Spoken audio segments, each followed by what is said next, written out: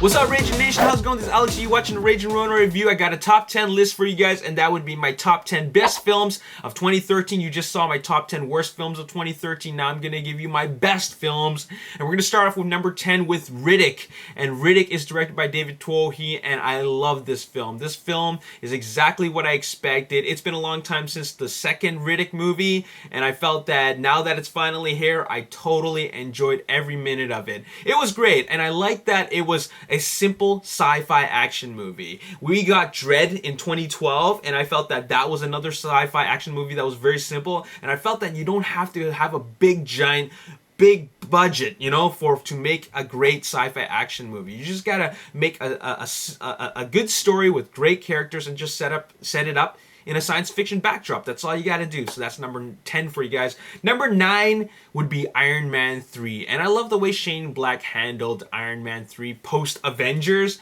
because we're gonna see a different story for Tony Stark, and we're gonna see a different perspective of his character as both Iron Man and Tony Stark. And I love the way Shane Black handled it. The action was totally different from what we're used to. It's more innovative, and I love what he was able to do with the new Iron Man Mark 42 suit. Very, very cool stuff. I also love the way they handled the Mandarin. That was very creative, all right?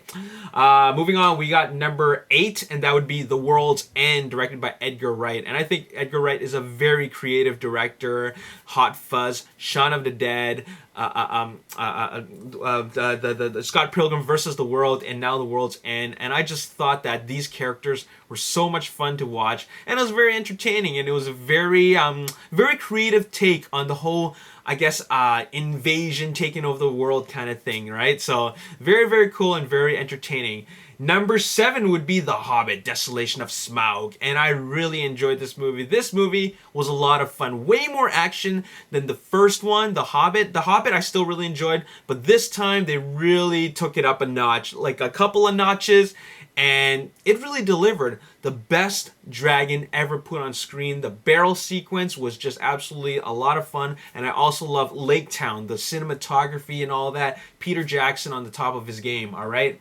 Number 6 would be Don John, directed by Joseph Gordon-Levitt in his directorial debut. And sure, we're getting outside of the sci-fi, fantasy, action genre, and sometimes that's what you need, because when you got a great characters and a great vision and a great story, and just a story and characters that people can connect with and relate to, I think that you really win the audience over, and that's why I really enjoyed Don John, and I'm looking forward to see what Joseph Gordon-Levitt comes out with next in his as a director. All right, moving on, we're going to our top 5, and that would start off with number 5 with Star Trek Into Darkness.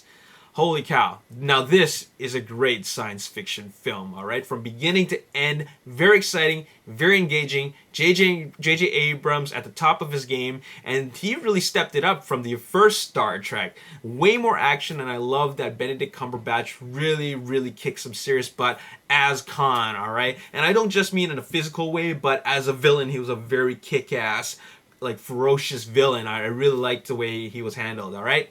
So that's number 5. And number 4 is The Wolf of Wall Street, directed from one of my favorite directors of all time, Martin Scorsese. And Leonardo DiCaprio is also on the top of his game. Great performance, definitely Oscar-worthy. And there's just so much energy. This movie is a 3-hour-long movie, but I was completely engaged from beginning to end, all right? This movie is just super entertaining, and it's very fascinating in the world of stock trading, stock exchange, and of course, securities fraud, all right? So this is a very, very fascinating movie, and I think you all should check it out, especially since it's based off of true crime, all right? So number 3 would be Captain Phillips. Captain Phillips, directed by Paul Greengrass.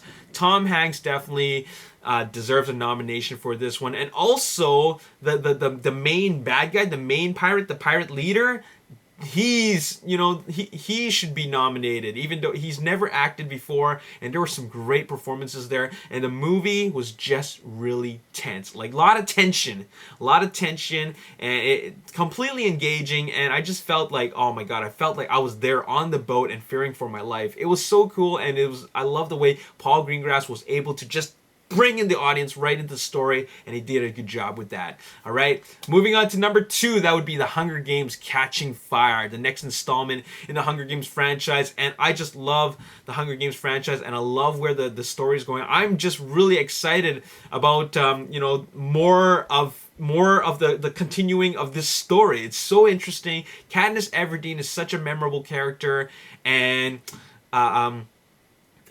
Francis Lawrence's direction is definitely on point. All right, definitely better than I forget the director of the one, Gary Ross.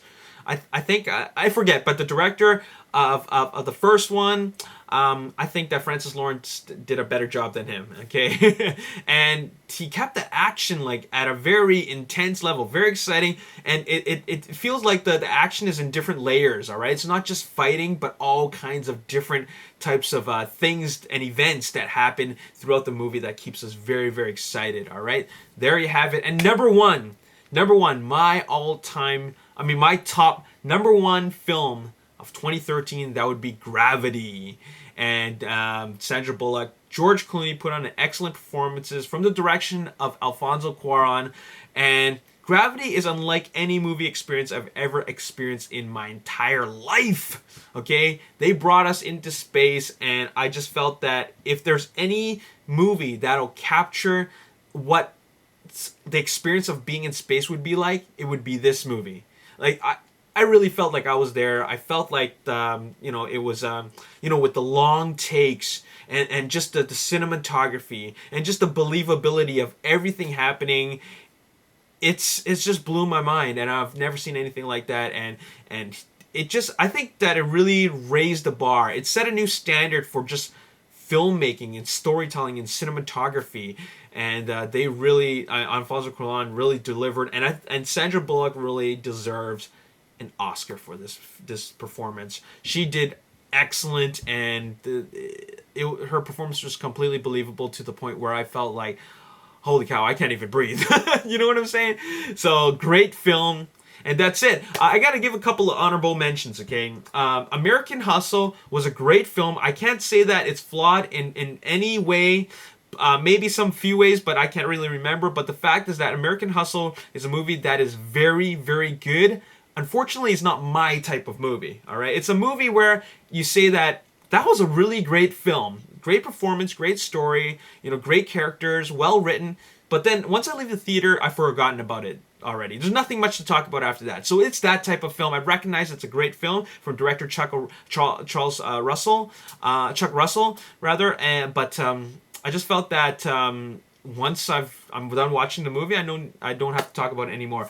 Next honorable mention goes to Thor: The Dark World. I really enjoyed that movie. I thought it was a great film, better than the first one, and just a lot of fun. Okay.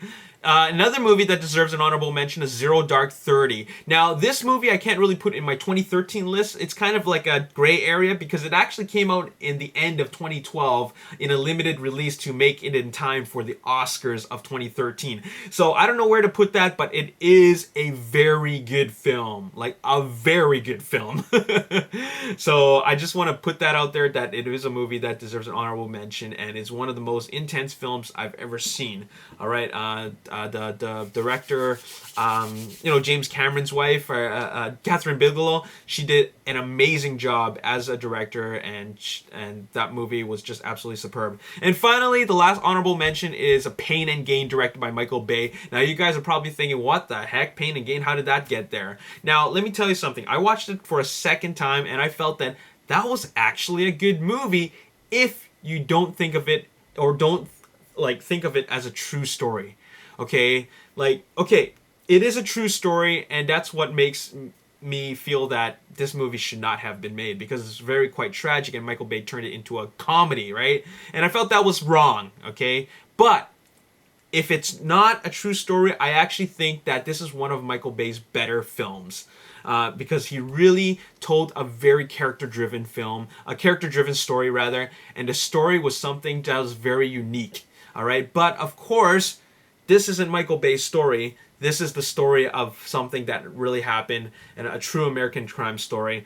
So he can't take credit for that, but I did like his direction, and I did like that he made it fun, even though it is a tragic event. But it's a movie that I actually enjoyed. I ended up enjoying it more the second time around. So there you have it. That's all I gotta say in this video. I hope you enjoyed it, and these are my top 10 films. Let me just go through them again, from 10 to number 1. 10, Riddick. 9, Iron Man 3. 8, Worlds. And 7, Hobbit, Desolation of Smog. 6, Don John. 5, Star Trek Into Darkness. 4, The Wolf of Wall Street. 3, Captain Phillips. 2, The Hunger Games Catching Fire. And number 1, Gravity. Let me know in the comment section below your top 10 or top 5 or top 3 lists. And there you have it. As always, if you enjoyed this video, hit the like button, subscribe to the YouTube channel, like me on Facebook, The Ragin Nation. Also follow me on Twitter at Ragin Nation. My name is Alex. Thanks for watching. I'll see you next time. Peace. You know, his stuff in it, his action elements in it, but unfortunately, once again, just like a bullet to the head, it fell short. Number 5 is Machete Kill.